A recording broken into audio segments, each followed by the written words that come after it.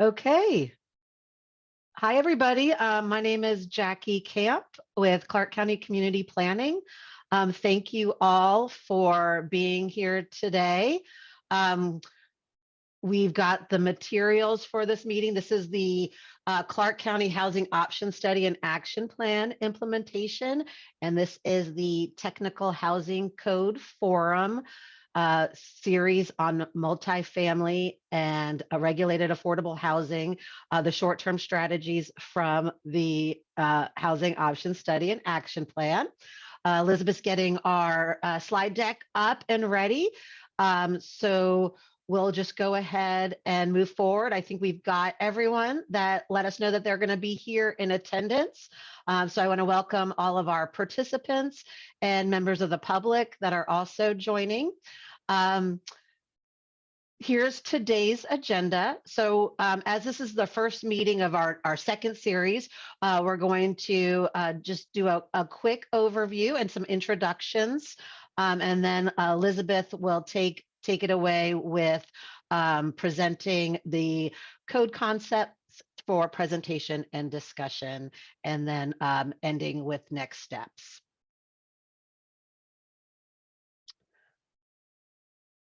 Okay, just to give a little background on how we got to where we are today. In 2018, the County Council made amendments to the development code to allow more flexibility for the development of different types of housing, such as accessory dwelling units, cottage housing, and manufactured housing. To go a little bit above and beyond, they wanted to do some additional work to see what more in the development code could be looked at to provide some more flexibility, to provide additional options, housing options for a variety of household incomes in the unincorporated Vancouver urban growth area. So they directed us to do a housing option study and action plan. The purpose of that was to understand our local housing challenges and identify opportunities to encourage creation of additional housing types, affordable to a variety of household incomes within, like I mentioned, the Vancouver urban growth area, the unincorporated portion. So this was the strategies within this plan reflect those that could be removal of regulatory barriers or other types of strategies, if it's administrative things that the county can self-do.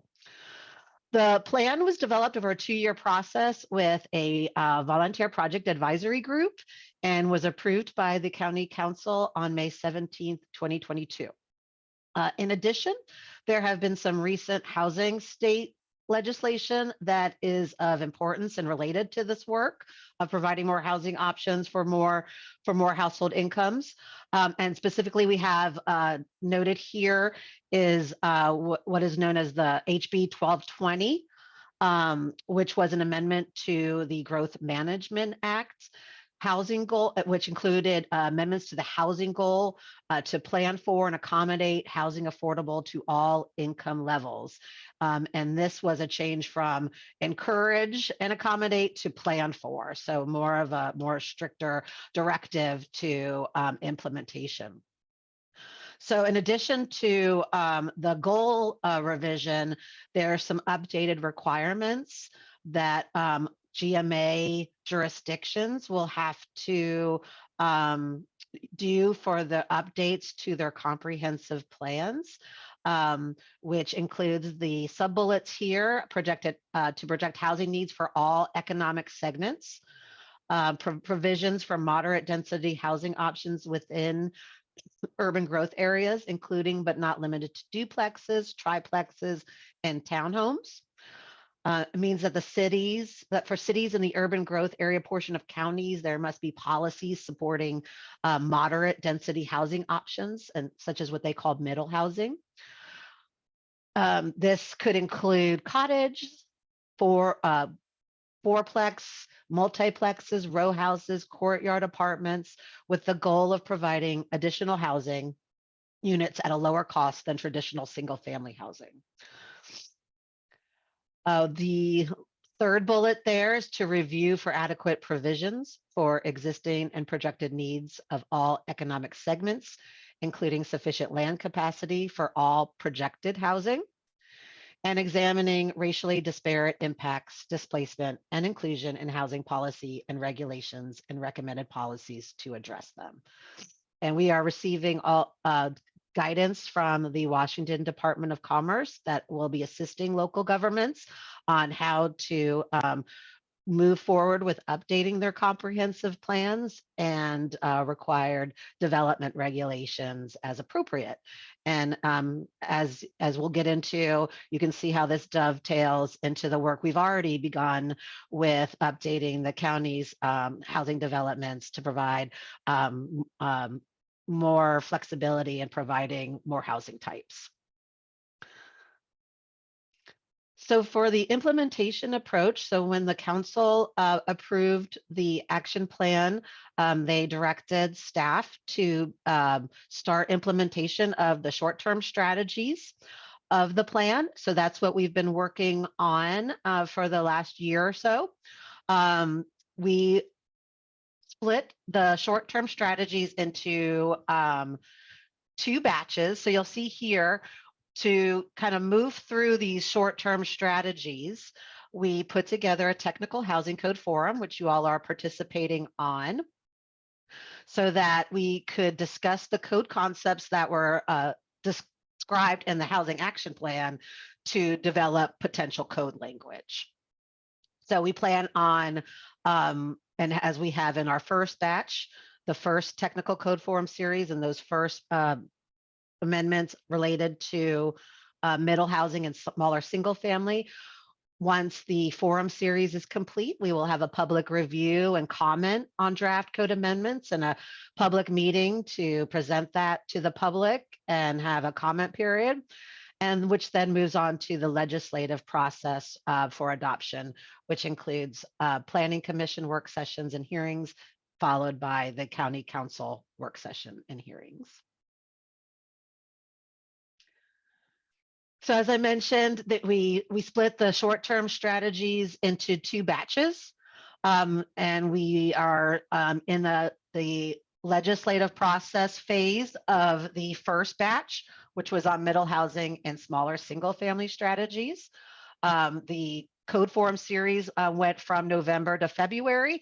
We had our public meeting in March to present that to the public, and have begun presenting to the Planning Commission, as well as the county's Development Engineering and Advisory Board and other groups that have invited us, with anticipation of adoption in the summer by the council, or review, and then hopefully adoption by the council this summer.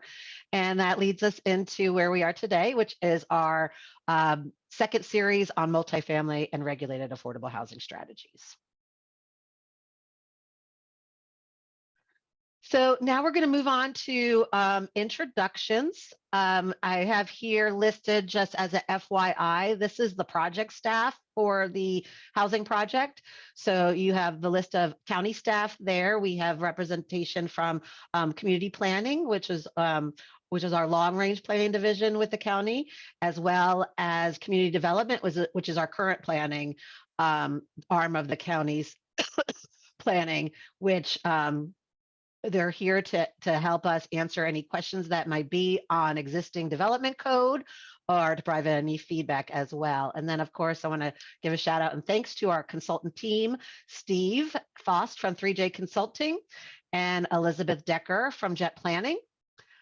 And I want to have everyone kind of go around and introduce themselves too, but I just wanted to quickly, as an information to those members of the public that are joining us, the Technical Housing Code Forum participants are members representing the Original Housing Project Advisory Group, the Clark County Planning Commission, and the county's Development and Engineering Advisory Board. And this is the opportunity to share background and interest in this phase of work, desired outcomes for the code update. So as you move down the line and introduce yourselves, if you could just let everyone know who you represent, or what body of the these three that you represent and your interest and experience with housing code and housing development. All right. Thank you, everybody. I'm going to go ahead and I'll just quickly start with our consultant team. Steve, why don't you kick us off? Hello, everyone. Steve Faust with 3J Consulting. I'm the community planning director here, and I was really happy to lead the housing option study and action plan process, working with our project advisory group and the county team to get that plan adopted. And now for this implementation phase of the work, we shifted more of the responsibility over to Elizabeth. Go ahead, Elizabeth. Yeah, good afternoon. Glad to be back for the second round of forums with you all. I know that a lot of you are repeat offenders, shall we say, so thanks for coming back. And I'm really interested, or just background, jet planning, consultant working on land use and zoning code implementation around a lot of issues, but relevant for this, housing issues. And I'm really excited for this phase to talk a little bit more about these multifamily and affordable options. I know that we heard just like a real longing in the community and among many of you in the first phase of like, but how are we going to make housing that's like more accessible and more affordable to people? So excited to push a little bit more into a greater variety of housing with this round of updates. Thanks, Elizabeth. Jose.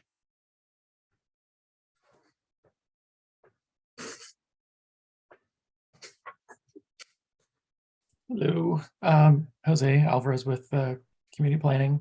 I've worked quite a bit on housing comp plan element, our last comp plan update, and going forward with our buildable lands reporting, and sort of the continuation of the implementation, some code experience with that as well. So look forward to the next phase with the multifamily. Thanks, Jose. And Brian Matson. I'm with Clark County Land Use. We review the planning projects that come in, or at least the planning component of projects that come in. I think it's kind of interesting participating in this group so far in just hearing the different ideas that a lot of the people on the other side of the counter are offering. Gives me a good background and kind of the why of what comes about. So I find that interesting. Thank you, Brian. And I'll move on to Brian number 2, and all are spelled the same way. Brian Halbert. Good afternoon, Brian Halbert, Halbert Construction Services. I'm primarily a commercial. Sorry, guys.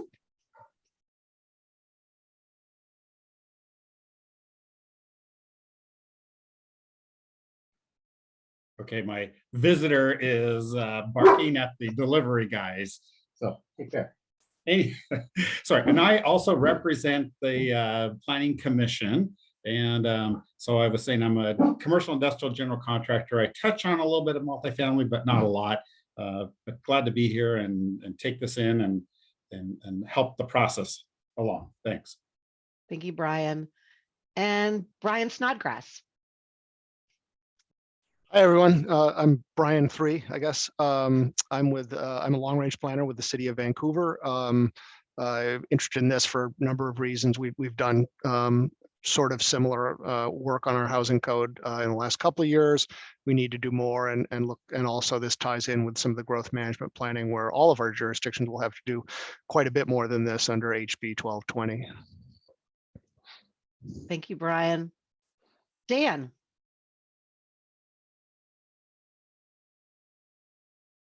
Dan Weisner, formerly with Osprey Homes, whose slogan was affordable quality. And we build a lot of townhouses. My current home building company is a Songbird Homes. And then I'm also building apartments and other rental communities with Visionary Property Development.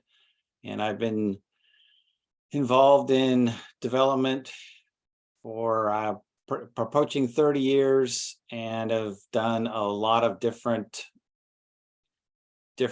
stuff, such as starting the Greenbelt with BIAW way back in the 90s. And just try and be progressive about how we handle different stuff. Great. Thank you, Dan. Eric. Eric Galimo, SGA Engineering, also as part of the Housing Project Advisory Group and member of the Development and Engineering Advisory Board, and been working on development projects, both single family, multifamily, and also commercial industrial for the last about 27 years. Thanks, Eric. Phil. Hi, everybody. My name is Phil Wiest. I'm responsible for development and construction at Ginn Group. Ginn Group develops and builds about 200 to 300 units per year of middle housing, a wide range of those product types, from small detached homes to attached homes to townhome style apartments, garden style apartments, and low-rise apartment buildings. So we work in the areas that are addressed by the upcoming code changes. Thank you, Phil. Ron. Hi, Ron Barca, part of the original housing study group, and now attached to this one. I am former planning commissioner and currently working for Wolf Industries. I am most interested on now that the latest House bill has dropped on us reviewing how there's changes potentially in the impacts and choices that we're going to be making. Thank you, Ron. Ryan. Yeah, I'm Ryan Wilson with Wilson Architects, local architecture firm. We've done a lot of work in multifamily. It's a pretty decent sized chunk of our portfolio. I'm also with the American Institute of Architects on their housing and livability subcommittee, and we address a lot of more on a state level, but affordability and livability issues are a big focus of ours. Thanks, Ryan. And Cirque. Hi, I'm Cirque Bram. I'm with Housing Initiative, and we build permanent supportive housing. So those tend to be multifamily housing projects on a smaller scale.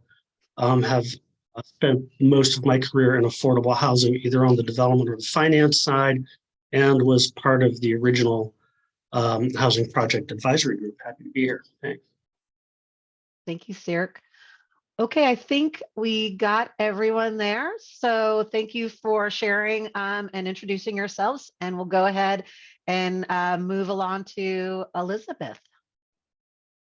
Great. Yeah. Well, thank you, Jackie. And I'm glad to have you all here. Yeah. Sorry, I was debating whether to apologize up front for the lack of exciting graphics. I'm a little bit under the weather today, but still wanted to have a good conversation. So, well, yeah, just looking forward to it. So as Jackie mentioned, just setting the context, we are sort of, well, first of all, we have strong direction on the housing option study and action plan to implement, but we are somewhat, building the ship as we go, so to speak, or however that metaphor is, building the plane while we're in the air. Because it's an exciting time to be in housing. Communities are making a lot of changes. There's changes at the state level.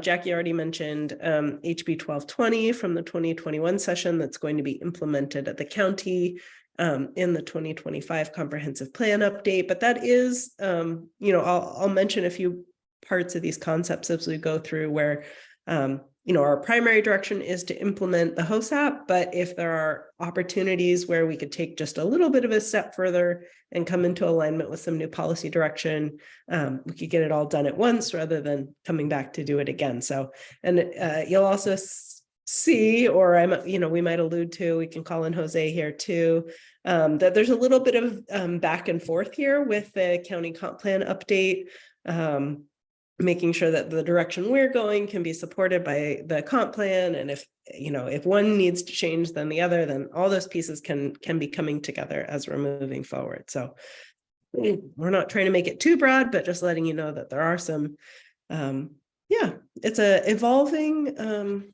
policy arena for sure. But we do have strong guidance from the Housing Action Plan. So as you may recall, we've got 5 strong objectives that we're working from, working on the needs of middle income households, right? That was a lot of the work on the smaller single family and middle housing that we worked on in the first round of updates. And this package of strategies around affordable and multifamily housing really helps us more directly address strategy 2 about providing different housing options for lower income households. Of course, you know, so many of you are experts on this call, and I'm sure you could all jump in to say, you know, just because it's multifamily doesn't mean it's affordable, but they are. And we'll be talking about affordable, you know, both in the colloquial sense of just like, is it affordable? Do you have enough money in your household budget to afford it? But also a lot of these strategies are about regulated affordable housing specific to meeting specific income thresholds. But, you know, here again, multifamily we're hoping is less expensive than some of the other housing types that we're talking about, provide greater diversity. These strategies also really help us deliver on objectives 3 and 4, providing more diversity. Over 80% of the housing options in our study area are ownership options, and that's great. And we want to expand that and make that available to as many households as possible, but making sure that there's additional rental opportunities as well. This is a way that we can help deliver on that, as well as provide greater variety of housing sizes to meet the variety of households that we have. And this strategy, or this batch of strategies, will also help us get at objective 5, thinking about both not just where do we have enough housing units, but do we have them in the right places? Are they in locations that really have access to high quality services and amenities? So we'll be talking about that a bit as well. And just, you know, to refresh your memory that we're mostly talking in what we call the housing options category of strategies that are mostly regulatory. There are additional categories of strategies in the plans that are not part of this initial implementation, but certainly we all recognize that it takes more than just code, right? We're going to open some doors with the code, hopefully, and then there needs to be some additional programs, partnerships, advocacy to help those projects move forward. But we are aware of that, and as that comes up, you know, we're certainly interested in talking about what else it takes to make this code effective, but for the most part, we're focusing in on getting that code step done first for this initial implementation. Okay, so, well, I guess I'll just pause. Any questions about, you know, the housing action plan or where we're going here before we talk about some of the concepts specifically?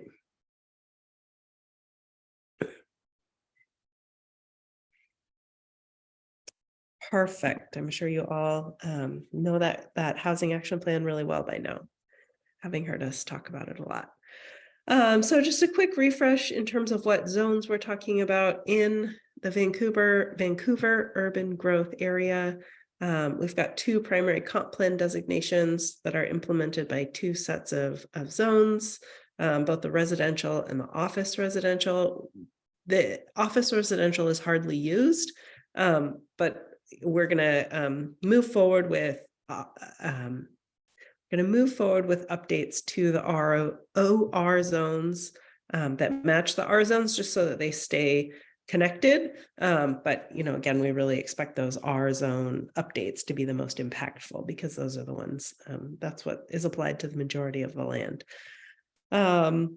But as you know, we've got right now the zoning districts, the numbers have to do with the maximum density that's permitted in the zone.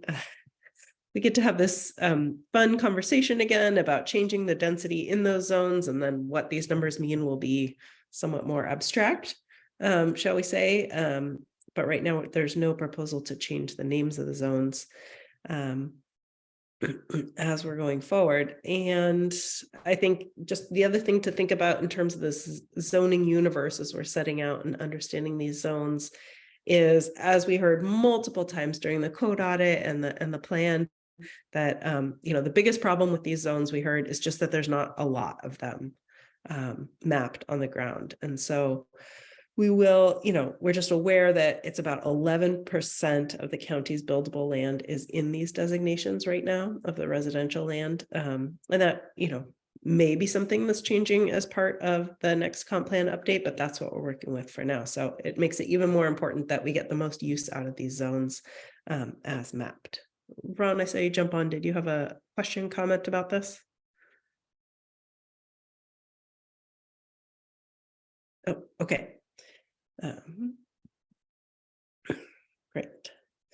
All right, so the first concept that we're talking about as we move into these R zones is really sort of a bridge concept to take the work that we did in middle housing in the R1, the low density zones, and then think about, so what does that mean for the R zones, particularly the medium density zones is where we're going to see the biggest changes.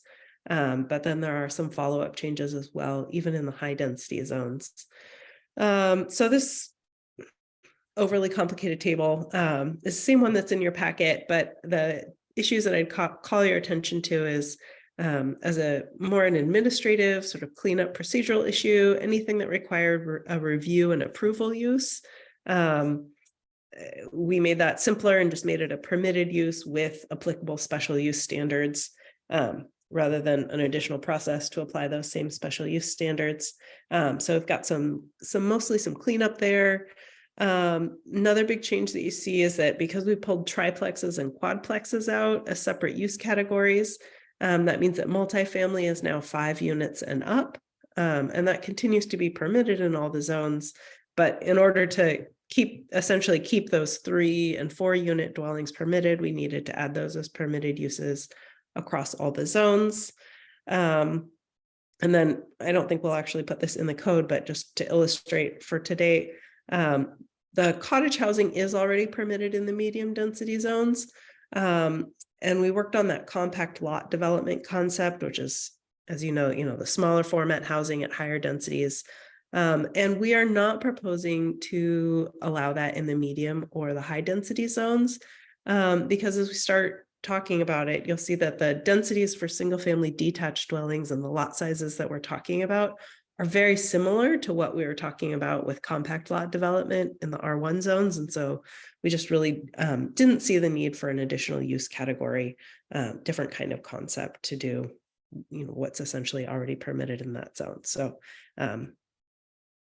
so that's what we'll see in the uses. I think Eric might have had his hand raised for a bit, and I don't know if Ron has something as well, if you don't mind. Thank you. It's difficult to keep it all on the screen. I'll try to play that role for you. Yeah, mine was, you kind of answered my question, but I think it might still be confusing. And it was on the last table. And it was the compact lot development. It just seems like it could be confusing to the general public that it's not permitted when it actually is permitted. It's just called something different. I just think it not that I disagree with you. You explained it very well, and you're probably absolutely right. But I don't know, it could be a little confusing. And then I fully support the removal of RNA and permitted. I think that's a great change. I wouldn't think we'd have much of an issue and just simplifies the process. So supportive of that. Yeah, and I think, as I mentioned, I don't think we'll put this last line about compact lot development into the code itself. I think I just wanted to make sure that this group was aware that it's not something we're proposing. It's basically like saying, here's something we're not changing. So this group will care, but for the public, we won't even mention it because, yes, as you say, we'll focus on the changes to the lot sizes and density for the single family detached that allows effectively compact lots. Okay. Ron, did you have a question or no? Sorry, Elizabeth. No, I'm fine. Just keep rolling. Okay. Great. All right. And so here's one where we sort of have some moving pieces that we wanted to call your attention to. I don't know that we have a change exactly to propose at this time, but we did want to think through what the implications are for single family uses, both single family detached, and it sort of starts to overlap in terms of the densities of those cottages and the compact lots and even townhouses. So when we start thinking about what the county is going to need to do to meet, well, let me back up. There's a couple different pieces that we're working with. First first of that is we've had this significant expansion in single family options in the R1 zones with that first code package, right? So we've added townhouse options, we've added hopefully a more workable cottage option, well, combined with the compact lots, and then the smaller minimum lot sizes outright. So there's a lot more options in the R1 than used to exist. Where the county, along with other jurisdictions, are also looking at how to meet those emerging HB 1220 housing needs, right? Which I think, the gist of which is that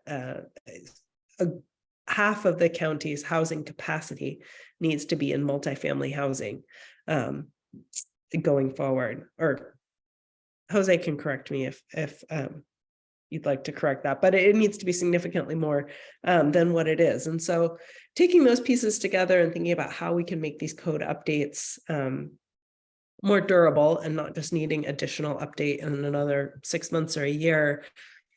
I know that we had this conversation, right? I like to phrase this as the cookies or the broccoli question that we had about can we still allow single family uses in the medium and the high density zones? Or do we need to shift the focus to some of the other housing types? So right now, the proposal is, to continue with the uses that are permitted and simply add additional uses. So that means that we're looking at single family detached, the cottages and townhouses in the medium density zones, and townhouses continue to be permitted in the high density zones. But, just curious to start a conversation, which I know we had a couple of years ago, about this balance of housing and what it means, knowing that we only have about 11% of our buildable lands in these higher and medium density zones. If there's anything else we should be thinking about adjusting these existing uses. Cirque. Real quick, I don't know if this is the appropriate spot for this spot, but a lot of people tend to mix the concept of single family housing with ownership, and they often go hand in hand, but not necessarily. And so from a messaging point of view, I don't know if it's advantageous to remind people that just because it's multifamily does not mean that there's not the possibility for an ownership component. Right? It's expensive coastal cities. We all need more housing. We want our kids to be able to have an opportunity to live in the community. It may be that they're not buying a single family house. It doesn't mean that they're not having an opportunity to own. They may be buying a condo in a multifamily development that does have the possibility for appreciation and those sorts of things. So just as we think about messaging, and I don't know how to do it, but to be clear that single family often implies ownership, but it doesn't necessarily mean that. And multifamily often implies the lack of ownership, and it doesn't necessarily mean that. Yeah, that's all. Yeah, thanks, sir. Good to keep in mind. And we'll think about how that wraps into messaging. Phil. Yeah, I agree with Cirque that those medium density zones can go either way in terms of rental tenure or ownership, and that's an important characteristic of them. I guess I'd be concerned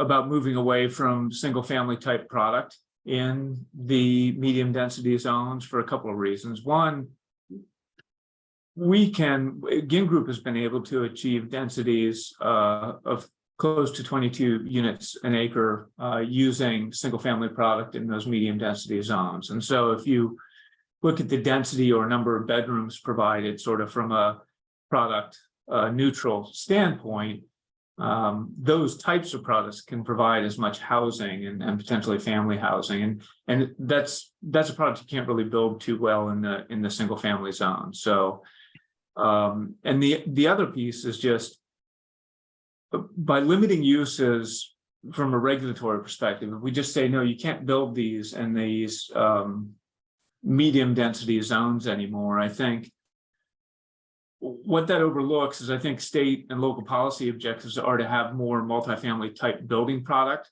but other factors come into play, right? The projects have to pencil. They have to make sense from a financial perspective. They need to make sense from the amount of equity you need, the length of time that you need to deliver them. And building these higher density single family products in the medium density zones present a lower risk profile.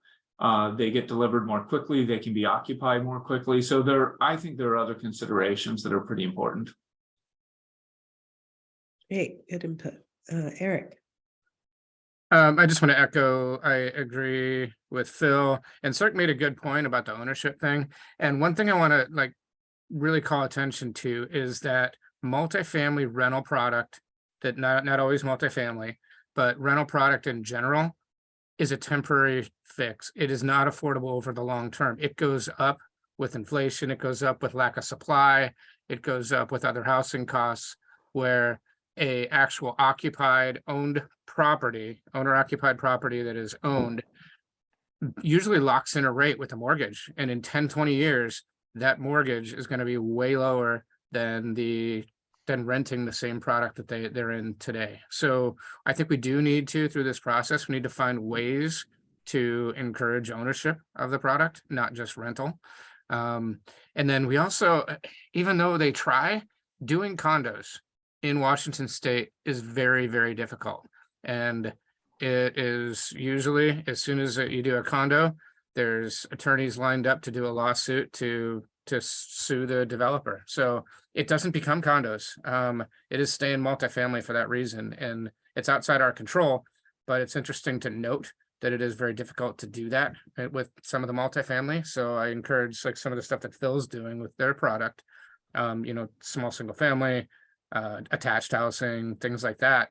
It's a lot easier to own those products than it is multifamily. Yeah, great. Daniel.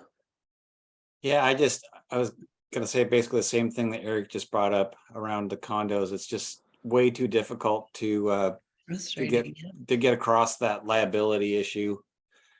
And then the other thing that we need to be aware of as we look through these codes is the possibility of, a condo or apartments converting into condos. I know that, before the Great Recession, I had a good friend that was doing that in other cities, and I've been exposed to some of that. And we've actually looked at what it would take to build an apartment that, after we got out of the construction liability window, that we would be able to convert them into condos, because I think that that's one of the ways that we can create some more affordable product for this missing middle. Great. Ron. Yeah, knowing that we have such a small percentage of this particular style of land available, it really feels like we should be focusing more on the concept of trying to imply density without really talking about the form factor that makes up that density. I think just basically what Phil said and what Dan said, what pencils out is what will really make sense. But if we go ahead and we steer towards the density, whether it's multifamily, whether it's single family attached, whether it's townhouses, I think that plays itself out. But I think what the county is trying to desire, and what HB 1220 really is desiring, is that we provide enough density that gives choice. And also, I think there's an implication that there's going to be some affordability component when you increase density to try and leverage the number of units on the parcel of land. So I would encourage us to look, strongly at the density part and not so much at the form factor. Thanks. Brian 3. Just wanted to, I guess, offer a little context on HB 1220 and kind of get a sense of next steps that you see going forward. I think it's very appropriate that we acknowledge it now, and that we talk about maybe there are some ways as this body of work goes forward to partially meet it. But I think we need to quantify it to give, I think, everyone, particularly the decision makers, a sense of what we're looking at, and we can do that. Looking back at some of the information that Department of Commerce provided in this part of the growth management process, that under a medium countywide forecast and under 2 sample methods of allocating that forecast to the various jurisdictions, including the unincorporated area, if I did my math right just now, unincorporated Clark County under those 2 sample allocations, and other allocations could be chosen, but under those samples, you're looking at 22,000 to 31,000 units below 80% area median income that would need to be accommodated and planned for in unincorporated Clark County, which mostly means the Vancouver UGA. So a couple of things. I mean, one is I think whatever the numbers are, they're going to be there, and they're going to be more easy to. That's under the medium forecast. There's movement at the county council to do something higher, which obviously would send those numbers quite a bit higher. So once those numbers are picked, I would hope that any information we bring forward as part of this process to decision makers doesn't just say 1220. It says here's what 1220 is. I guess to me, it looks like there's a huge gap between what would be required to do under 1220 and what this work here would accomplish. And that's not to say set aside this work or belittle it. It's very good work that I think needs to get forward, and I hope it gets adopted. But I just wonder what is the strategy for ultimately getting to 1220 compliance? And is the effort going to be in this round of bringing this forward to the Planning Commission starting in June to get partially there, or I don't see how we'll not have to go back to all of our jurisdictions to do some much more significant housing work to come anywhere close to 1220 compliance. But I just wanted a sense of the going forward game plan. Jackie, could you field Yeah. that? I know Elizabeth got logged off. She'll be back shortly, but it's probably more appropriate question for you anyway. Sure.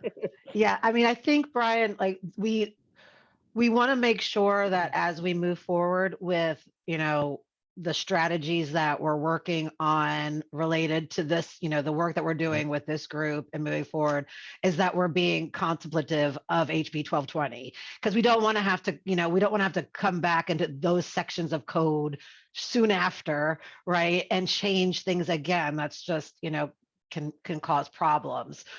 So I think we're just going to have to keep kind of doing our research and discussing this so that we don't get into, at least that's kind of my lens, we don't want to get into that situation where we have to redo it. Does that kind of answer your question? It does. I guess I just don't see how, maybe not 6 months later, but a year later, that we won't have to redo it. I mean, if there's any way when this work is brought forward that you can, even a rough order of magnitude estimate can be provided. Okay, how many additional units below 80% or below 50% AMI does this work provide? I mean, I think that will give everyone a better sense of how close we're getting. Sure. Thanks, Brian. Yes, thank you, Brian. Elizabeth, I think we're back to you. Great. Sorry, that was a very odd technical issue. My computer just shut itself down. Just, They get tired sometimes. Well, yeah, anyways, back to it. Great. So it sounds like we had some good input on that. So maybe just thinking about the balance of other uses back in those medium and high density zones, thinking about that table, does it seem like we're on the right track? We heard some feedback, about keeping the uses that are in the table to the extent that we can make some future oriented adjustments, perhaps consider them, that those changes from RA to permitted uses were useful. So any feedback about that? And then also, I think we have an opportunity here, cottage housing remains permitted in the medium density zones. But I'm really curious for you all to think, like, is there something that we could change about cottage housing for those medium density zones that would unlock maybe some additional options? I think I've heard from a couple of you just, off the cuff in different contexts, like, could there be a way to have, greater height? Maybe the units in a medium density zone could go up to 35 feet. Maybe more units could be attached so that you could have, say, almost like townhouses arranged in a cluster for cottage housing. Are those meaningful opportunities that would tailor it more to the medium density zones, or is that just really not what we need to do with cottage housing because we have the other townhouse and small single family options? Phil. Well, I'll keep it short. I mean, I think those ideas merit consideration. I think there's the potential there if we put them into place to see how the market responds. And the difficulty is calling it cottage housing. I think at the end of the day, it's Yeah. probably not truly cottage housing, but I do believe that having those allowances would allow the market to respond and see if there are product types that do work. Something that we may get to later that's always a concern here is just how in the world do we park these communities? Because that's always, it's an issue from a marketability standpoint. It's also an issue in terms of negative externalities to neighbors that everybody's always concerned about. Great, thanks. Ron? Well, I guess it really is somewhat dependent upon how much we like the concept of the cottage housing, where it gives you some of the idea that there's still some open space, albeit shared, and the thought process of the proximity to your neighbors is still has a little bit of space in between. I think there is just a lot of rigidity in the rules. And when I continue to look at the spaces that are available to do this, many times the pieces of land do not work out with the rules that are in place. All the houses have to face the commons area. Parking has to be over in one particular section of it. I think we should maybe still consider the idea of what the goals are and why they're the reason the rules are written, but then try and give the developer more latitude on meeting those goals and expectations. There's a lot of places where you don't have road frontage and you don't have the kinds of things that are in the rules right now that prevent you from doing cottage housing at all. But I think small units that cottage houses can be and effectively still have some space are a good alternative. But I think we still have it's just too rigid to be applied in many of the places. Yeah, thanks. I hear that feedback. All right. Well, there continue to be challenges around cottages, but let's move on to our next concept. I'll see what I can bring back to you to refine that other issue. So the next one is we're going to start talking about the scale of middle housing. So, as you know, we spent a lot of time in the R1 and the low density zones thinking about, what are the right lot sizes and densities. You'll see the word density is all over this slide. It will be all throughout our discussion. And I think that I purposefully called this middle housing scale, not density. Just to acknowledge, like, density isn't the one and only factor, right? It isn't the one and only measurement of the intensity of development. And yet it clearly is a very important word and measurement and development standard. So what we run into, and I know we've talked about this at length in our first forum series about trying to think how middle housing fits into medium density. So we're coming back to it with a little bit more holistic perspective, trying to get the density of these middle housing types right. And I think, Jose said it really well yesterday in a call that we're all in, it's like, we're really trying to find this middle ground, obviously enough, between what's being permitted in the low density now that we've added all these new middle housing types, some of which go up to 22 units per acre. And then also the high density, and we'll talk a little bit about where we're looking to increase some of the minimum densities there, and the maximum densities aren't proposed to change for that. But just really trying to figure out how we slot in middle housing in these medium density zones so that it offers a meaningful but distinct opportunity that, I did keep these circles overlapping a little bit, but that there's still some uniqueness about the scale of development in this zone when we start thinking about lot sizes and densities. So a couple concepts that we're looking at is adjusting some of the lot sizes. There wasn't as much need to do this for these zones. The single family detached and the townhouse lot sizes were pretty much already, pretty reasonable from what we heard in the code audit and some other feedback. It was really this R12 zone that we saw some opportunities to bring the lot sizes down for those two types. And then the duplex, triplex, and quadplex, We did see opportunities to introduce different lot sizes there. Just based on the number of units. Again, the triplex and quadplex were technically permitted before as multifamily. But now that they're called out separately, we had to think about what it meant to have a lot size for those. And then because multifamily is now 5 units and up, especially with this quadplex here, and the density is it didn't seem like multifamily should be less than a quadplex. So slight increase there, but really with the densities where they're at, that minimum lot size for multifamily isn't probably the most meaningful metric. But that's sort of where we started. I guess I'd say, I think I said in the memo, I toyed around with, for the duplex, triplex, quadplex, I toyed around with multiples of the townhouse lot size, but then sort of rounded them down to try to make it, account for opportunities to make it a little bit smaller, a little bit more compact. And then we also have the opportunity for how this interplays with the minimum density. So you can't necessarily achieve all of those minimum lot sizes, depending on where we set the maximum densities. But one thing you might have noticed is those minimum lot sizes for the duplexes are the same across the 3 medium density zones. I didn't, we could adjust it by 500 or 200 square feet here or there.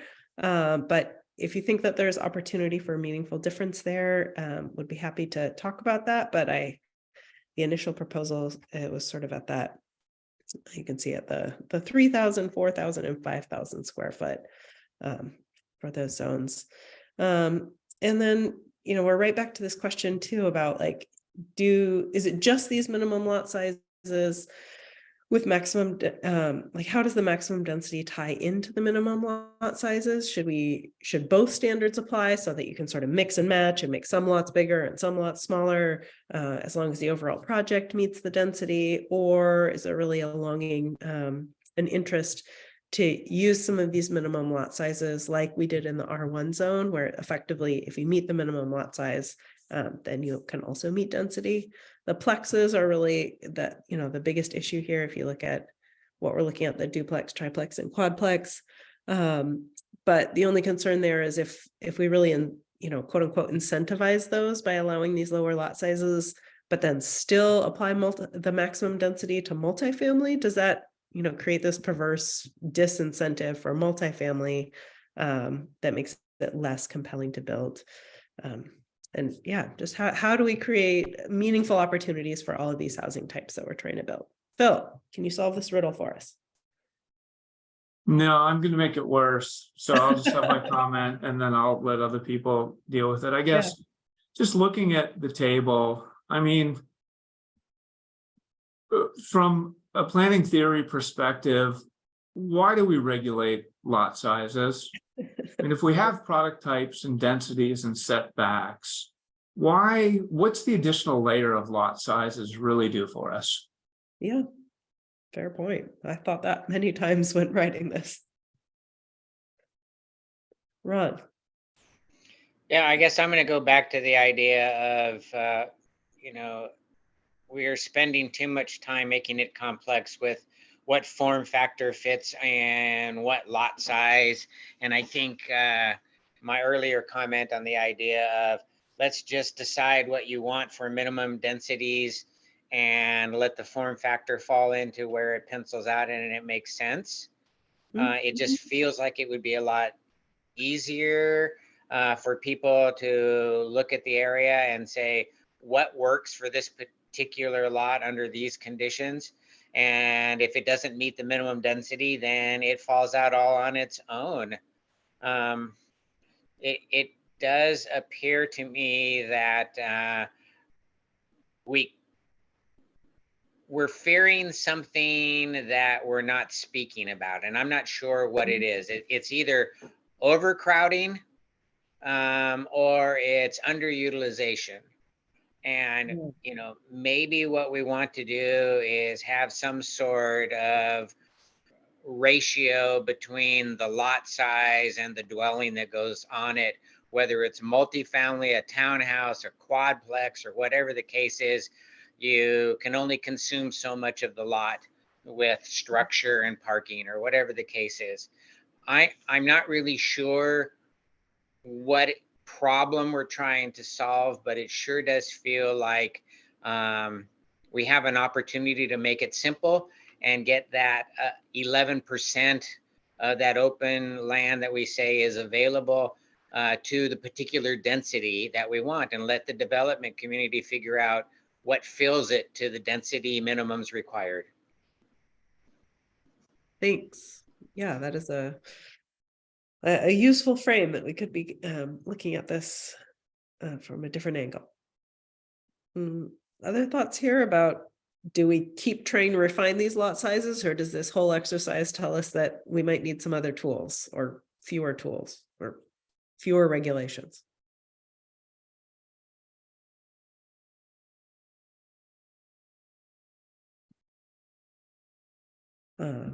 Okay, well, let's just add to the complexity more. Or maybe this is, maybe this could either be in concert with those lot sizes or instead of, I guess, in terms of importance, is looking at increases to the maximum density for the medium density zones. Try to say that 5 times fast. So, we talked last time about what if we just made all of them 22, and we heard, no, there's really still some interest in like having some gradation or some difference across these zones. So, here are some proposed increases that would apply, potentially to all housing types, could be one approach, or some kind of balancing. Again, if you go back to those Venn diagrams, we've allowed some middle housing types to be up to 22 units per acre in the R1 zones. And so it doesn't feel quite right to cap R12 at 18 units to me. But these are, maybe we're asking the wrong questions and setting these numbers, but here's the latest proposal. And I'll just, as I alluded to, we have the comp plan update coming up as well. Are there opportunities that we should really sort of look at changing the density range for this designation entirely, so that we could look at some different numbers beyond 22?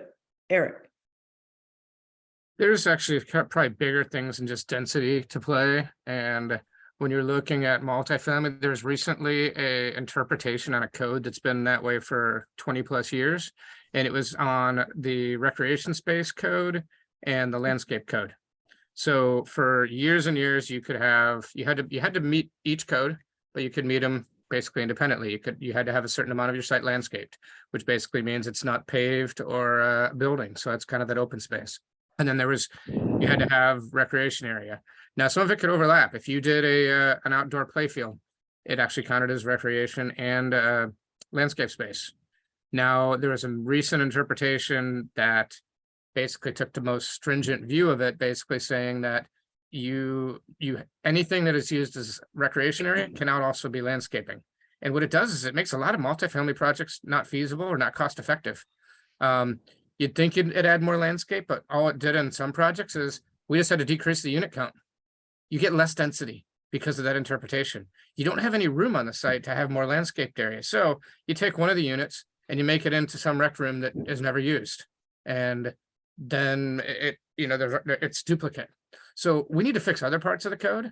We're rarely hitting the maximum density in these zones, at least on R22. I guess we're hitting it sometimes on R18, R12, but we're basically getting out of what those zones were supposed to provide, which is kind of that middle housing, and we're turning them more into pure multifamily, which have less ownership opportunities. So we need to focus on some of the other things besides just the density. And, we need to fix a code like that.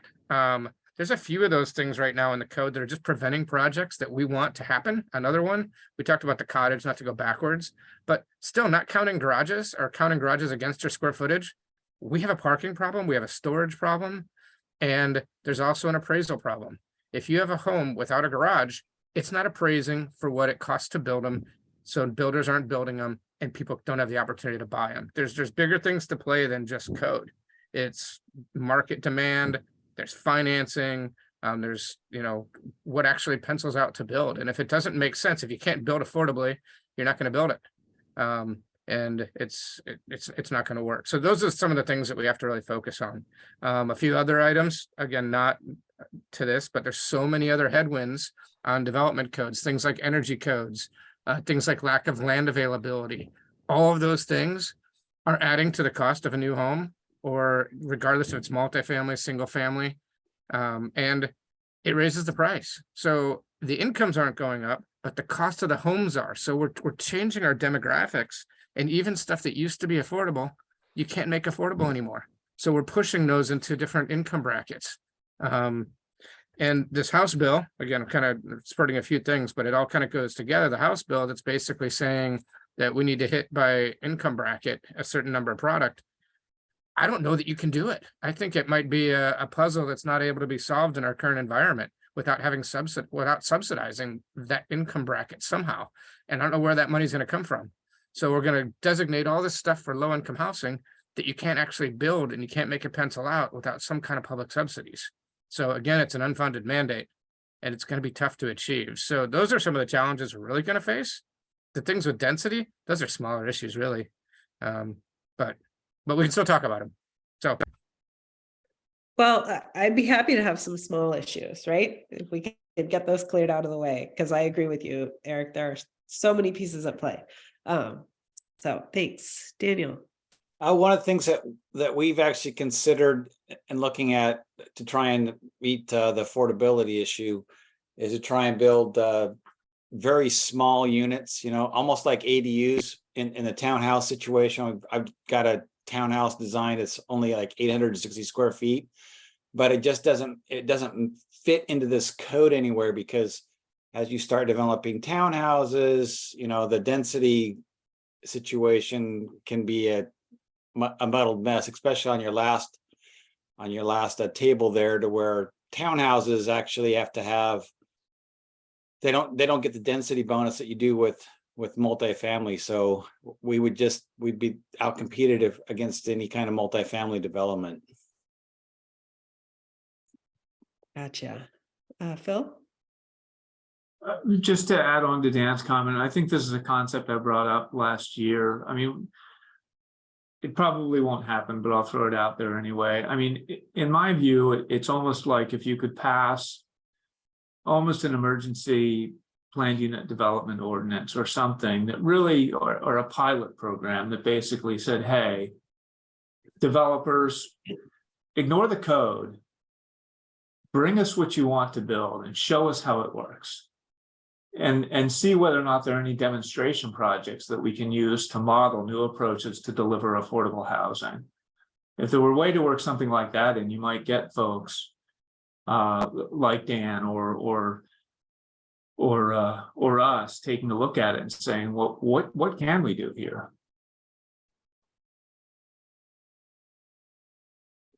Right.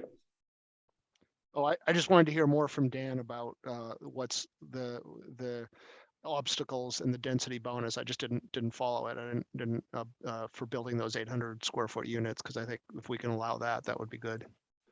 Well, the big thing is the cost. I mean, because just being able to get into a minimum size lot in a townhouse development, the cost of the lot, as Phil can attest to, the cost of the lot just gets to be the point of you have to have a bigger square footage to be able to spread the cost of the land and the impact fees and all that against a larger house, because the number one thing for the appraisal is dollar per square foot.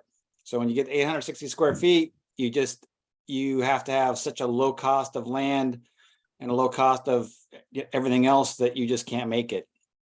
So we were kind of looking at like, how can we make it to where it's almost like an ADU situation, and just make that 800 square foot maximum size in the county for ADUs. I think the city allows a little bit different ones. So it's that situation. And the other thing that I was pointing out was in Elizabeth's last slide, I think was the R12 and 18. If you look at like a quadplex can be on the R12, you can have a quadplex in a 5,000 square foot lot, which means that you're at what is that 1250. 1,250 square foot per unit, where a townhouse is 2,000 square feet per unit. So I would develop these things into lots to where I could shove a fourplex onto a lot at 5,000 square feet to get the maximum density, and then try and offset, end up with a very small unit. There's actually a development in Clark County that's done very well. The guy built it for rentals up on 139th and 29th Street.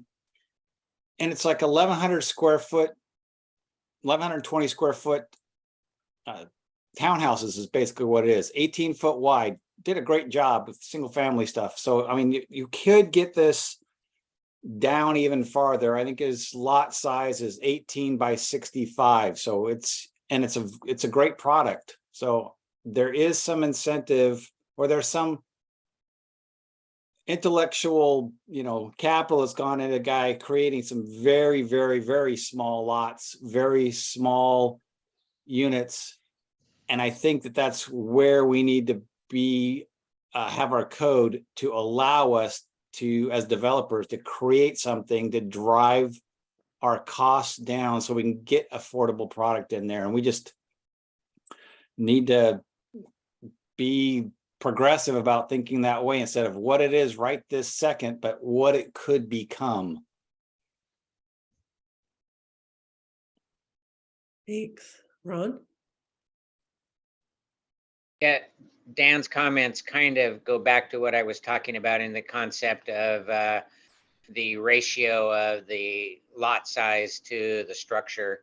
So just for clarification, I heard Dan say that 875 square foot units, like for each one of being like on a duplex, the 3,000 square foot lot is too large for it to pencil out. If that's correct, I guess what I'm wondering is the alternative a smaller lot than for duplexes, trying to squeeze it down. I know, for what it's worth, at Wolf, we're doing between 600 square foot, and which are ADU sizes, but we're also doing a 1,200 square foot unit now. And, our structure prices are, I think, in line with where we need to be in the marketplace. The question is we can't find a small enough piece of land to make that work out as well. So 2,000 square foot lots with a 1,200 square foot house on it. There's a lot of demand, and in the concept of supply and demand, it also puts us down where your income bracket, I think, would start to be able to afford that as a starter home or something of that nature. So I guess what I'm hearing is perhaps all of these lot sizes still are too large for achieving the goals. Yeah, thanks for the feedback. All right, other thoughts on these concepts before we let this marinate a little bit? Lot sizes, densities, or other tools, entirely different ways of regulating the intensity of development.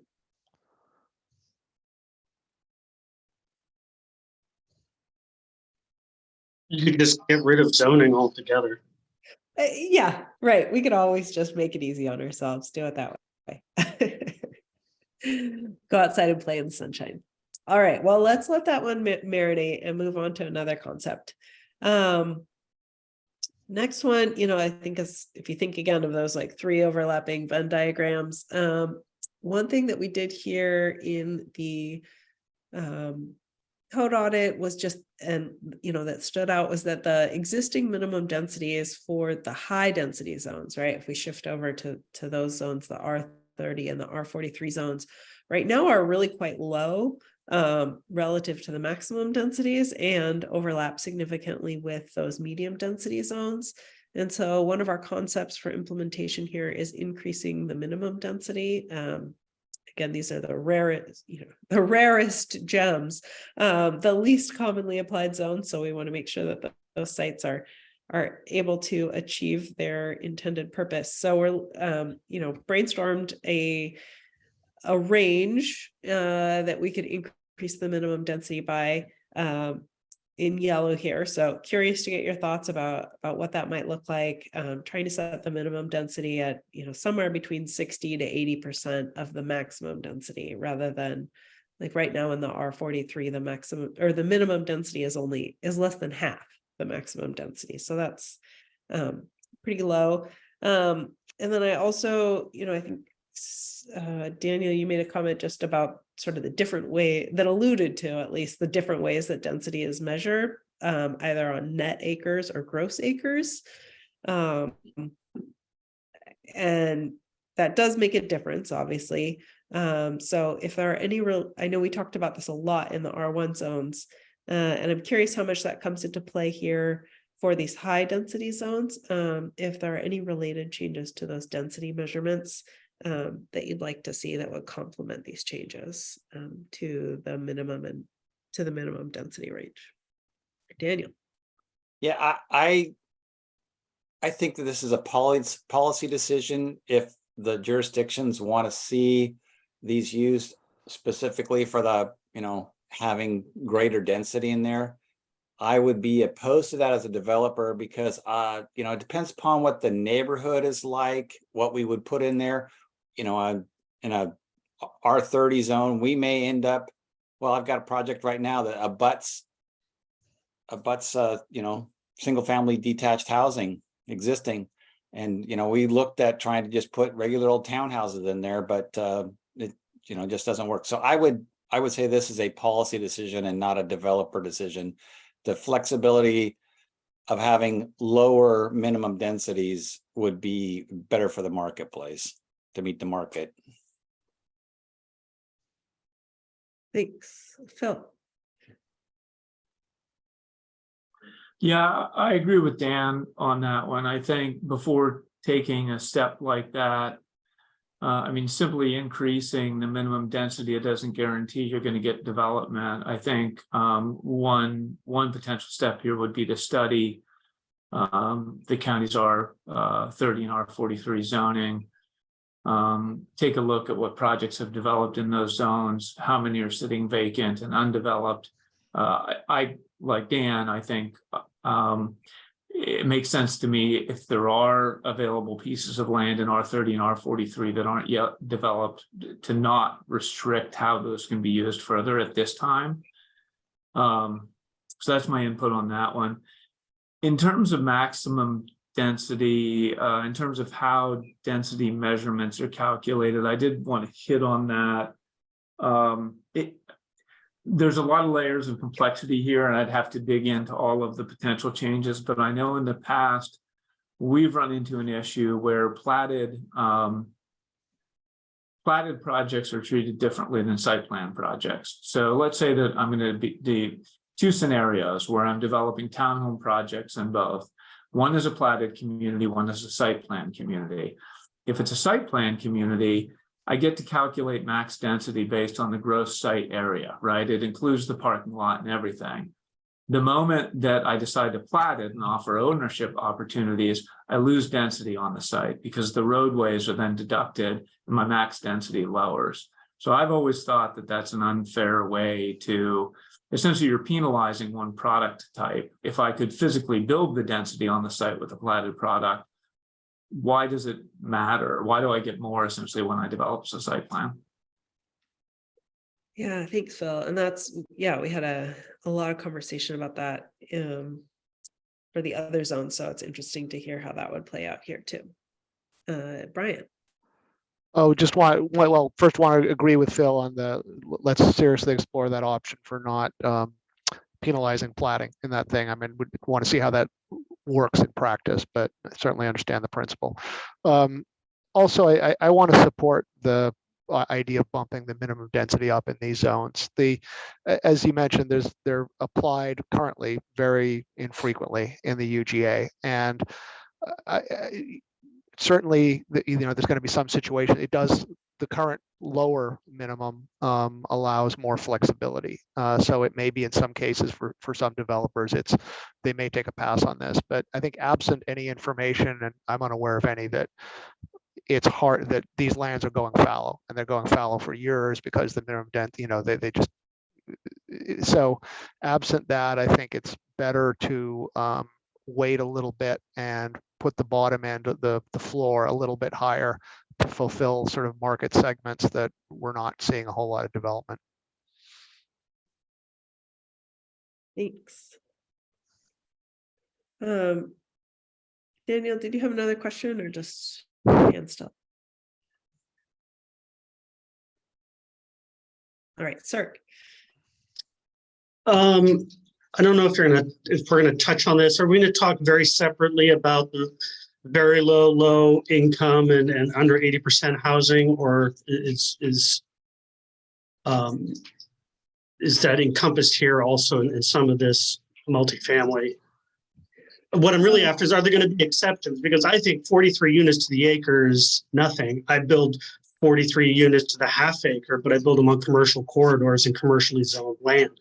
And that's a way to achieve higher densities and cheaper land and making good use of underutilized commercial land in the age of Amazon. And so I don't know if we're going to touch on that later, or if we should have that as part of the conversation now. I mean, I think that is worth bringing up now. We don't have a particular time to carve out to talk about that later. So yes, by all means, there are a variety of strategies that talk about different ways to explore density bonuses for, those regulated affordable, but none of those at this time made it into this package of code and code updates. So they aren't on my radar, but if that is a priority at this time, then I would certainly like to hear what we could do while these code books are open. Well, I think seeing as Brian number 3 pointed out earlier, we're going to be expected to meet some pretty high numbers for housing. So I think we've got to expand the housing conversation beyond just multifamily and talk about how we may encourage that in commercial zones, or what the hurdles and restrictions might be to do that in commercial zones. I certainly know what they are for me when I build subsidized housing, and the city has been very creative in working around that. I think the county should consider some of that also, but I think it should consider it for middle income too. I mean, we can change zoning by the stroke of a pen. We can increase buildable land, right? I mean, we can't make it, but we can certainly make it available with the stroke of a pen. So there's land out there beyond just the multifamily zones that we should be looking at within the UGA. Okay, and that we will be talking about. Okay, great. At our next meeting, but specific to the density question. I would like much higher than 43. Okay, thanks. All right. Next topic, staying on multifamily, we've got two that are, in my mind, slightly related. Just because they have to do with how multifamily gets built. Fun fact, the county does not have, what you don't see here is the county does not have a lot of multifamily development standards in terms of site design. There's not building articulation or entrances or, just all the pedestrian connectivity and walkways and architectural detailing, right? That's present in a lot of codes, but that isn't a big feature. So some of the biggest standards that affect multifamily feasibility, right, of course, are the density and the lot sizes, also the parking, and then we're going to talk about the open space and recreation and landscaping tie-ins. So first one to note is that we did talk about multifamily parking as part of the housing action plan.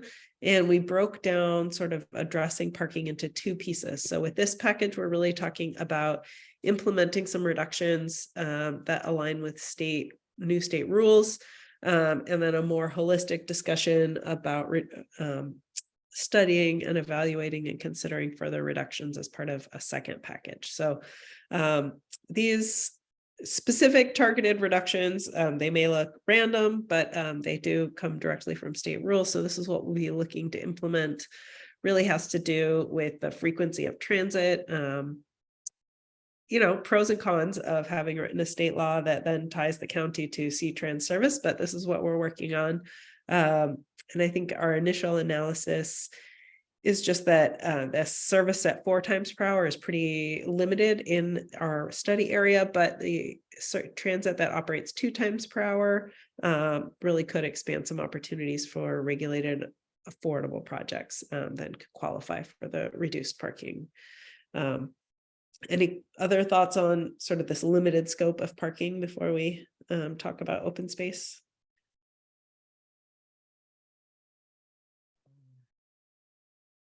Brian, I saw that the Vancouver Code has some of these regulations implemented to the letter, so congratulations. Yeah, and it's it's early days in terms of how they're playing out, but so far no major problems that I'm aware of. I wasn't clear though and I'd advocate for if some of these bonuses can be available to affordable housing projects. In other words, give them, not just them and others, but if there's specific additional parking reductions that could be available to affordable housing projects, not under the idea that everybody in an affordable project takes the bus, they don't, but Yeah. the overall, I think rates of car usage are going to be less, and it's also a way of incenting affordable development and providing it an option, that a leg up on market rate. Sure. Yeah, we can look at that. Okay, let's talk about open space then. So, sorry, who brought it?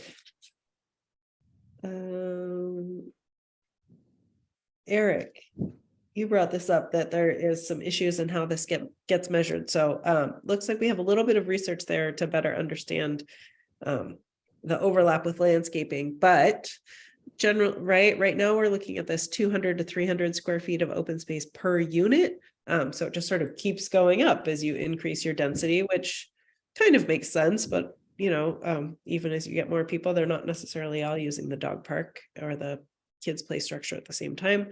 There's also a private open space requirement on ground floor units.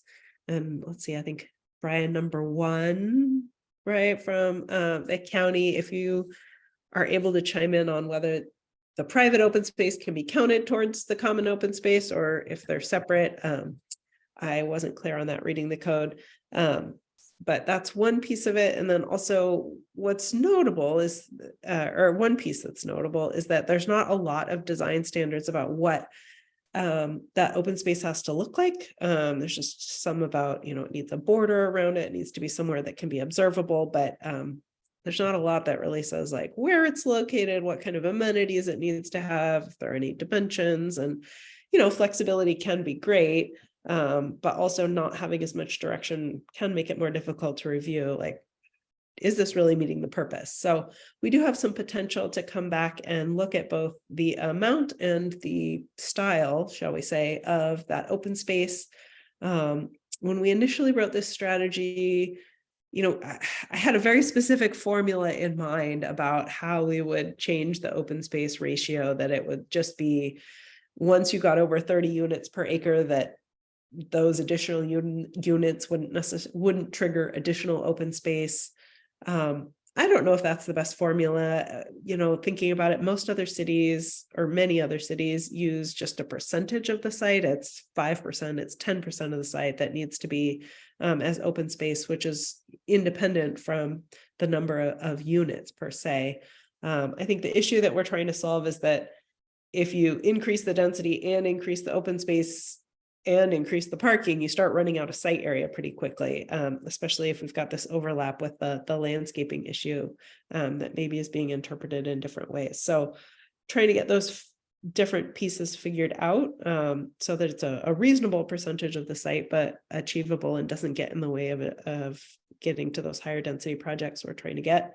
And then also, maybe there's a companion piece that it's a smaller percentage of the site, but if there are some agreed upon standards about what the quality is going to look like, how it's going to function, not overly restricted, but, are there a few standards that everyone could agree upon that could balance that out? So curious to get your take on sounds like there's some things that are not working very well right now. So would love to hear that. other suggestions about how we could change this formula, what standards might seem, you know, a good balance of the usability with flexibility and development feasibility. And if there's any other models in other cities you work in that you'd like us to take a look at.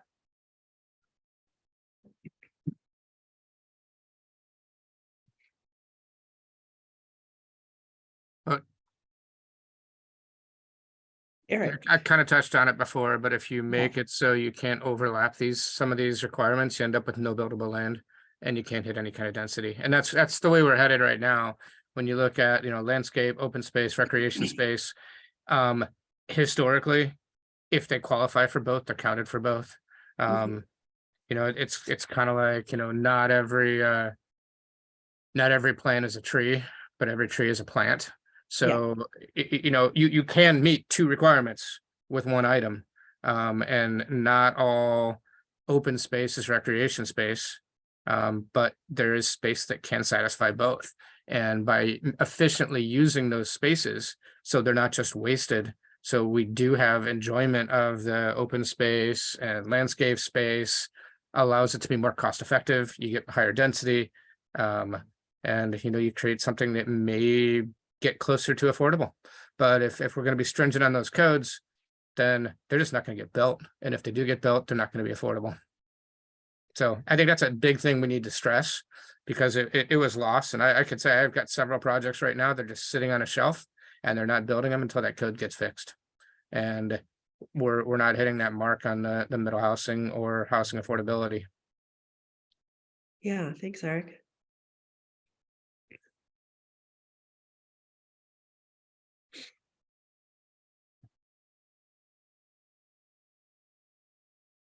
Other ideas or experiences with making the open space harmonize better with our goals?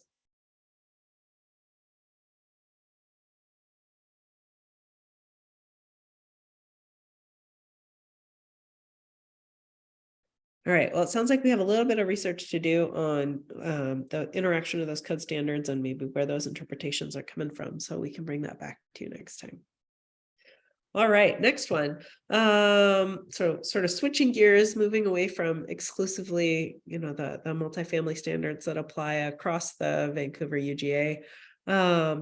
We have another strategy that really zeroes in on the Highway 99 sub-area. And the code audit and the plan call out some opportunities to make some revisions to this plan, which is just a challenging concept, the way that it's written and applied. I know many of you have more experience than I applying it, but it's a 100-page PDF of additional standards. So the key pieces that came out in our initial work and the guidance that we got were, first of all, to look at the multifamily residential development standards and see if projects that meet affordability standards can be exempted from some specific design standards or guidelines. So we're really looking for your input there of, are there specific standards or guidelines that are in the Highway 99 plan that are a particular challenge to meet from an affordability perspective? And then also, as you might remember, the county revised the plan. There used to be separate cottage standards in the Highway 99 plan. When the county revised their own cottage standards, they deleted the ones in the Highway 99 plan. And so we saw the similar opportunity here to create a little bit more harmony, just, more consistent implementation now that we have more standards for duplexes, townhouses, ADUs, triplexes, and quadplexes throughout these areas, that the specific standards for those housing types in the Highway 99 plan could be also taken out. So those are the two pieces that came out. And then in my review of the code, it also looks like some of the middle housing types that we've proposed in the base zones, the way that the base zone and the residential overlays interact, that there are some opportunities to clean up the uses in the plan to make sure that they permit all the uses we're now permitting in the base zones. So that's my read on it. But looking for this group's input on, specifically experience with applying these standards, which, if any, would be, particularly concerning from an affordable housing standpoint. And then just some confirmation about, are we on the right track with better aligning what we're doing in the R1, in the middle housing, in the Highway 99 sub area, and just any other impressions about planning and trying to develop in this area. Phil. Again, I don't know how helpful my comments will be. We've developed a few projects in the Highway 99 sub area. And I think it's really hard for me to respond to these questions because it is, I mean, I actually think it might be 112 pages. Maybe it's a little bit more, the appendix. But the regulations are complicated, overlapping, and burdensome. And it's not only tough for developers to figure out. What we find is when we get to the county, there's differing interpretations between community development and engineering review. It's a complex set of regulations that make development in that sub area challenging. So we look at each individual project and dig through all the details and try to figure out, okay, how can we use this piece of land? So it's hard to respond specifically because it's so site specific of an analysis, and likewise, it's difficult for me to sort of pull out how you would treat technically affordable housing differently than market rate housing. All that said, I mean, I think Highway 99 presents the county with a tremendous redevelopment potential, to provide a lot of housing in a robust commercial area. It already has a lot of that, but I just find it really hard to work with overall. So to the extent that's useful, those are my comments. Yeah, thanks, Phil. Dan. I'll be more blunt. We hate it. We've actually looked at several parcels in there, and we've gone to the conclusion that if it's in the Highway 99 overlay, that we won't do anything with it. It's just as Phil said, it's just a burdensome, and it just becomes too complicated and too much brain damage for the return. Thanks, Sirk.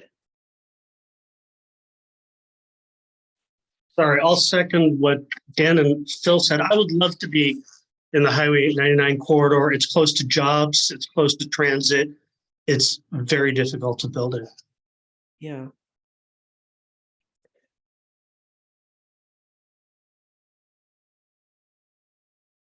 Ron.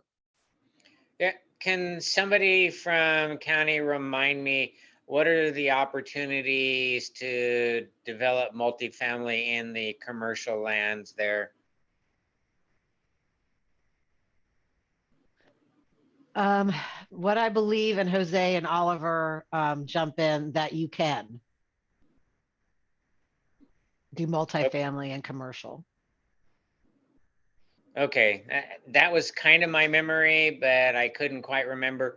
Yeah, I think your middle bullet about just using the new standards for R1 residential standards makes sense, but I think there's also a lot of underutilized commercial land, low density commercial that isn't getting done because of the new standards that go in. And so I think in the concept of saying, do we want to spur development in this corridor, as Sirk has already pointed out, is really ideal for the lower income and working class. I think we should be putting in incentives for developing anything that we can right now, rather than saying that the original goal, which was redevelopment, modernize, beautify. I think those things make sense, but over the period of time since it's originally been put in, I think we've seen a lot of Highway 99 road frontage development and very little behind it. And so I think it's still kind of stuck in that transit commercial, and we're missing opportunities for building the density so close to the freeway, so close to other good job opportunities. Thanks. Yeah, I mean, we are gonna talk a little bit more about multifamily and commercial in our next round of updates, and maybe we can take a special look at Highway 99 and the opportunities there. But thanks. Yeah, I mean, of course, I want to, uphold the county's existing regulations in terms of Highway 99 and work within, what we've got. I think that I certainly understand and share a lot of the concerns and frustrations we're hearing. The way that plan and the development standards are written. Yeah, there's a lot of good intentions there, but the way that they interact with the existing code that also still applies seems to be a real challenge, and trying to, to the extent that we can use this opportunity to carve out a few easier opportunities, maybe at some of that middle housing, maybe we look some more at the multifamily and the commercial areas. Maybe that's another area we can explore with this project. But yeah, I understand the challenge of both working within the framework we have, but maybe not having a clear mandate to go much further. So we'll see what options we can find. Okay. Well, And Elizabeth, I will agree. I think part of the challenge is not so much about the way that the form base is written. It was particularly written to facilitate redevelopment, if you will, in the corridor. But the way that some changes have been made, and it becomes very challenging that you have the existing code and the form-based code, and then it becomes an issue of interpretation, which one applies. And for the fact that we have now the corridor have been identified as the next transit corridor, if you will, that C-Tran is moving on.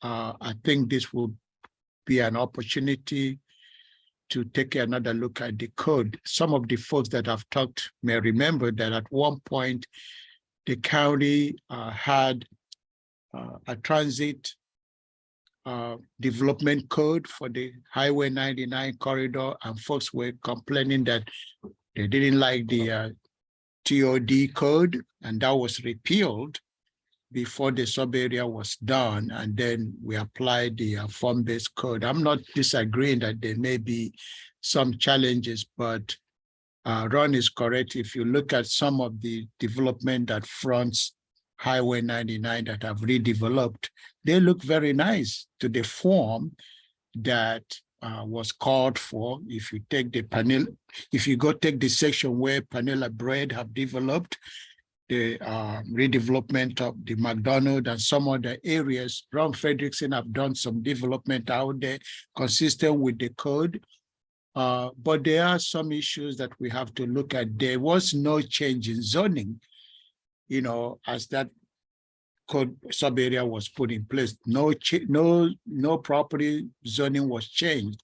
It's just the transition and the way that the code is written. So this will be an opportunity to take another look at what changes might be appropriate, as this now will become a transit corridor by the investment that C-Tran is making.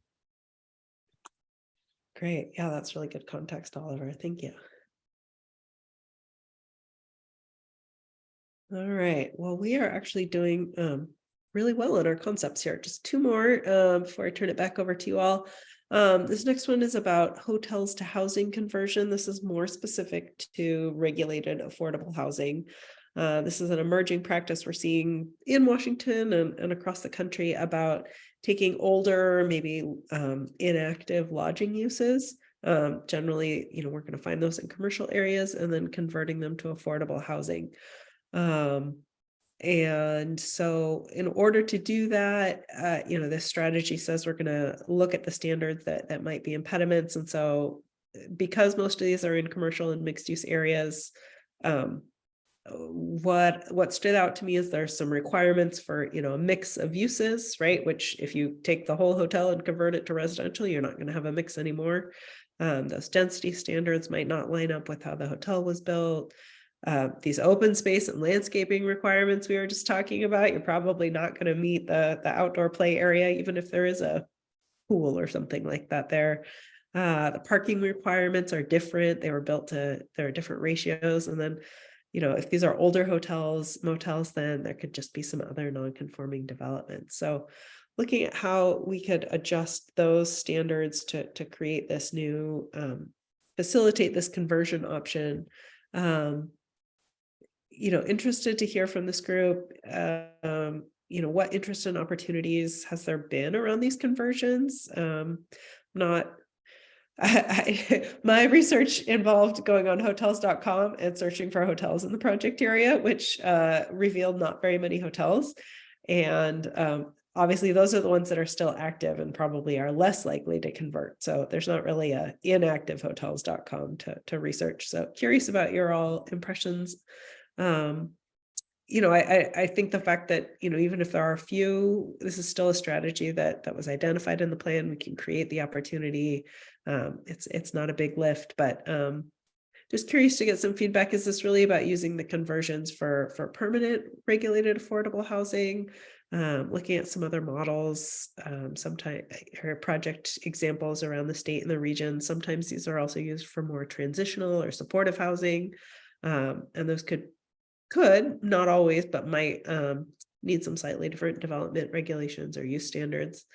And then, feedback on those standards, if you happen to be involved or if you have some ideas about this, some of the details. Does it seem like, we're on the right track about what standards might need to be remodeled? Or are there any other new standards that should be introduced specific to these uses, specific issues that could come up that you think need to be better regulated? So thoughts on this concept?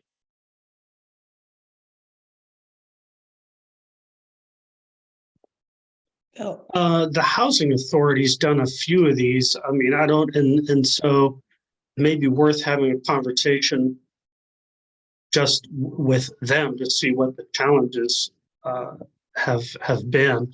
I think one of their interests was that, especially with COVID, right, you had hotels that weren't doing well and they were empty, and there was a housing crunch and a lot of people living on the street. So it seemed like a good and fast way to get people off the streets and under roof. Great. Yeah, thanks for that reminder that the housing authority is working on this. Phil. No. Brian. No, I do have a comment. Sorry, I just turned my hand off before I got my microphone on. Yeah. Yeah, just a couple of quick observations. One is I agree with Cirque. I mean, this is probably a housing authority thing or some other nonprofits. If I were to approach this, I would recommend a narrow code carve out rather than trying to dial in all the correct code. You might just figure out a way to define what these properties are and create an allowance for residential use. I tend to think, and the VHA will be able to tell you better than I can, the real challenge with these is going to be building code, not land use code. Sure. That makes a lot of sense. All right, Brian, now you're searching. We've had a limited amount of experience with this. We were approached, I don't know, like a year ago by someone who wanted to convert a hotel near Van Mall, and we're in discussions with them about potentially changing our code to allow that, and then they went away.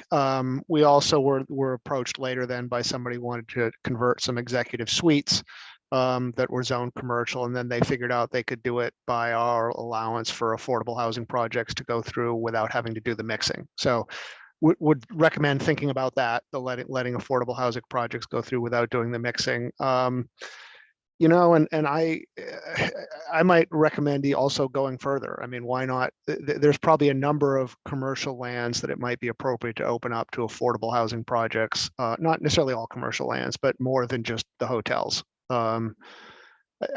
I just think if we're going to make any effort to come even close to HB 1220, we'll need to really rethink our codes and many things about affordable housing and affordable housing providers. And so letting them certainly go into hotels, maybe other commercial lands is makes sense. And there's not going to be that many affordable housing projects. There's just not a big enough producer market there to make a dent, I don't believe, at least in citywide or countywide job totals.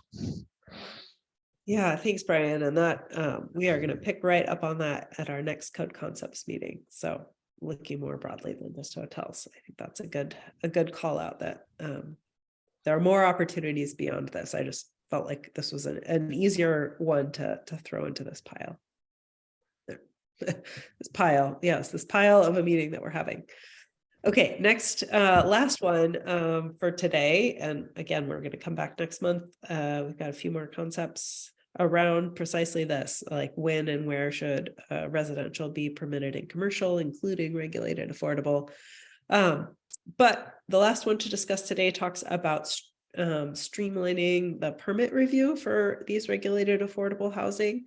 And so the specific pieces that were called out in the housing action plan strategy were concurrent review of preliminary land use and final engineering, and then allowing the submittal of building permit application anytime after preliminary land use.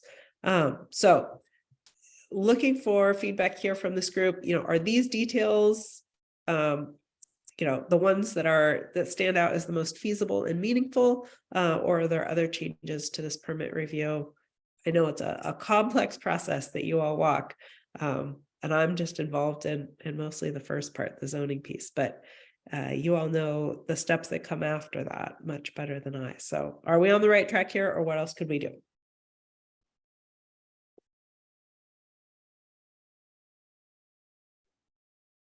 I think you're on the right track there. I'm sure there are people outside of affordable housing development who would love to have the same. Great. Yeah. Phil. Yep, that was my comment as well. I think we work with Clark County a lot. There's a lot of great folks there, but permitting of all types through Clark County is challenging and uncertain. And I think there'll be more success if there's a focus on each of these procedures for all land use application types. I know the city for type 2 applications has a streamlined review process that's very successful. I think the lead time on allowing early building permit submittals is very helpful just in terms of moving a project along. So yeah, I would encourage the county to consider allowing this across the board, simply because regulated affordable housing is a small portion of the market, and we're trying to reach all portions of the market. I mean, even unregulated attainable housing and housing that's for 100% or 120% AMI, not 80 or 60 or 50 AMI. I think it's important for all housing types. Yeah, that's it. Yeah, thanks, Phil. Great. Any other thoughts here? I hear you all that, thinking a little bit more broadly than regulated affordable.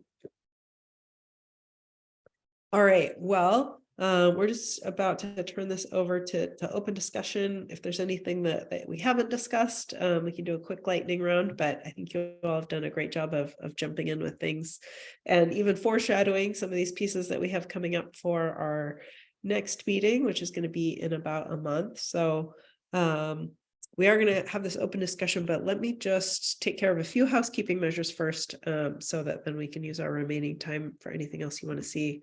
Just in terms of next steps, right? Our next meeting, we're going to be looking at scheduling it at the end of May. I mean, sometime in the last week or so of May, and we're going to continue these code concepts. And then the draft code, we'll be bringing to you in June, July. In terms of our next meeting, curious to get the group's feedback about, does this time, would you like to see the last Tuesday in May from 1 to 3 o'clock again, or would you like us to send out sort of several different times and we can get a poll from folks about when would be the best of those? What do you all think?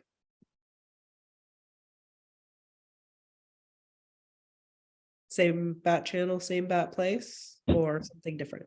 The last Tuesday in May is the day following a long weekend, and I don't know how many people will be still, trying to extend their vacation for a day or two. So that might not be the greatest. Okay. That is a good consideration. But otherwise, does Tuesdays at this time we were having some conflicts before with Wednesday at 3 with Yeah. some members. So we just want to try to find at least a consistent pattern if we can.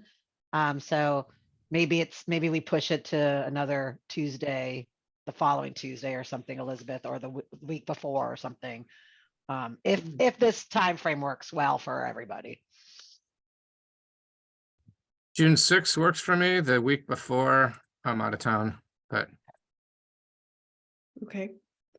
All right. Well, Jackie, why don't we come up with a couple options that include maybe that June 6th date, or some other options later, the Memorial Day week. And we'll send it around. The discussion is important because you all are here. And I appreciate you all making time to join us today. Jackie actually already talked about this, but just to give you an update that, we're still, these processes are sort of overlapping because we're trying to make as much progress on housing as we can. But we are moving forward with adoption. We'll be at the DEEB meeting May 4th to talk about these smaller single family and middle housing code updates, and then headed to Planning Commission in June. And part of that June timeframe allows for some companion changes to the comp plan that will better align the scope of the density and the housing types with what we're proposing there. So with that, I've given you all the nuts and bolts, and we can just go back to final lightning round for the last 5 minutes. If anybody wants to share anything else we didn't talk about today that you'd like to see at our next meeting.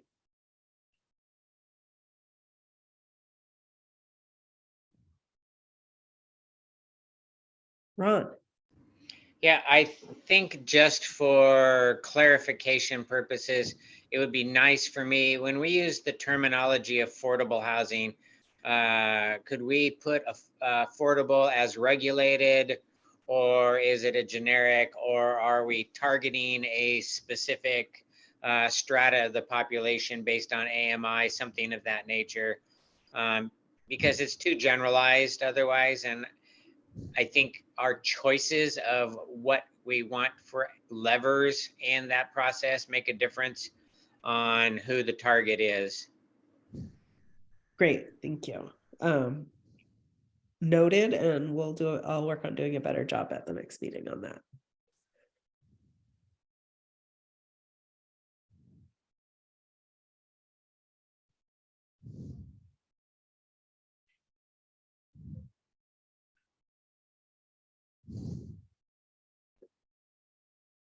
All right, Ron's waving goodbye, so I think maybe we can wrap up here, Elizabeth and Jackie. I think so. I think everyone's had a chance to jump in. Technically, we will say thank you, and it's just great. Thank you all for being here. See y'all next time. Thank you. All right, thanks. Bye. Thanks. Thank you, Elizabeth. Thank you, Steve.